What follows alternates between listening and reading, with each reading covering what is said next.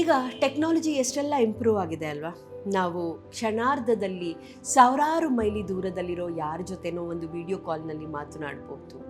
ಬೇಕು ಅಂತಾದರೆ ತಕ್ಷಣ ನಮಗೆ ಬೇಕಾದವರಿಗೆ ಒಂದು ಪೋರ್ಟರ್ನಲ್ಲೋ ಮತ್ಯಾವುದರಲ್ಲೋ ಇಷ್ಟವಾದಂಥ ಅವರ ತಿಂಡಿ ಅಥವಾ ಮತ್ತೇನನ್ನೋ ಕಳಿಸಿಕೊಡ್ಬೋದು. ಎಲ್ಲ ಕೂಡ ನಮ್ಮ ಬೆರಳ ತುದಿಗಳಿದೆ. ಆದರೆ ನಾವು ಮನಸ್ಸು ಎಷ್ಟಕ್ಕೆ ಮಾಡ್ತಾ ಇದ್ದೀವಿ? ಯಾಕೆ ಈ ಮಾತನ್ನು ಹೇಳ್ತಾ ಇದ್ದೀನಿ ಗೊತ್ತಾ?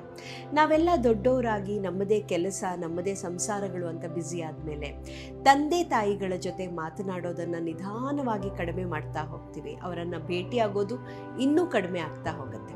ಅವ್ರ ಹತ್ರ ಹಂಚ್ಕೊಳ್ಳೋಕೆ ಏನಿದೆ ವಿಷಯ ಅಂತ ಯೋಚನೆ ಮಾಡ್ತಾ ಇರ್ತವೆ. ನಮ್ಮ ಕೆಲಸದ ವಿಷಯ, ನಮ್ಮ ಬದುಕಿನ ವಿಷಯ ಅವ್ರಿಗೆ ಕನೆಕ್ಟೇ ಆಗಲ್ಲ. ಮತ್ತು ಅವ್ರ ಜೊತೆ ಹಂಚ್ಕೊಳ್ಳೋಕೆ ಏನಿದೆ ಅಂತ ಹೀಗೇ ನಿಧಾನವಾಗಿ ಅವರಿಂದ ದೂರ ಆಗ್ತಾ ಇದ್ದೇವೆ.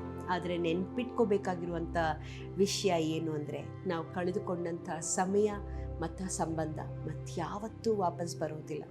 ಆದ್ದರಿಂದನೇ ದಯವಿಟ್ಟು ತಪ್ಪದೆ ದಿನವೂ ಕೂಡ ತಂದೆ ತಾಯಿಗಳನ್ನು ಮಾತನಾಡಿಸಿ, ಏನು ನಡೀತಾ ಇದೆ ನಿಮ್ಮ ಜೀವನದಲ್ಲಿ ಅದರ ಬಗ್ಗೆ ಮಾಹಿತಿ ಕೊಡಿ.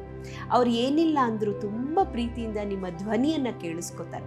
ನೀವು ಅವರನ್ನು ಮಾತಾಡಿಸ್ತಿದ್ದೀರಿ, ನಿಮ್ಮ ಜೀವನದಲ್ಲಿ ಏನು ನಡೀತಿದೆ ಅಂತ ಹೇಳ್ತಿದ್ದೀರಿ ಅನ್ನೋದೇ ಅವ್ರಿಗೆ ಎಷ್ಟು ದೊಡ್ಡ ಸಮಾಧಾನ ಗೊತ್ತಾ. ಅವರ ಮುಖದ ಮೇಲೆ ಒಂದು ಒಳ್ಳೆ ನಗುವನ್ನು ನೀವು ತಂದಿರ್ತೀರಿ.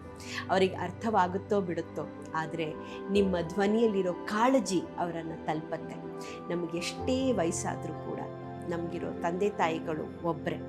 ಅವರನ್ನು ನಿತ್ಯವೂ ಕೂಡ ಮಾತನಾಡಿಸುವಂಥ, ಪ್ರೀತಿ ಹಂಚಿಕೊಳ್ಳುವಂಥ, ಆದಾಗೆಲ್ಲ ಭೇಟಿ ಮಾಡುವಂಥ ಅವಕಾಶವನ್ನು ಖಂಡಿತ ಕಳ್ಕೋಬಾರ್ದು. ಯಾಕೆಂದರೆ ಪ್ರಪಂಚದಲ್ಲಿ ಎಷ್ಟೋ ಜನಕ್ಕೆ ಆ ಪುಣ್ಯನೇ ಇಲ್ಲ.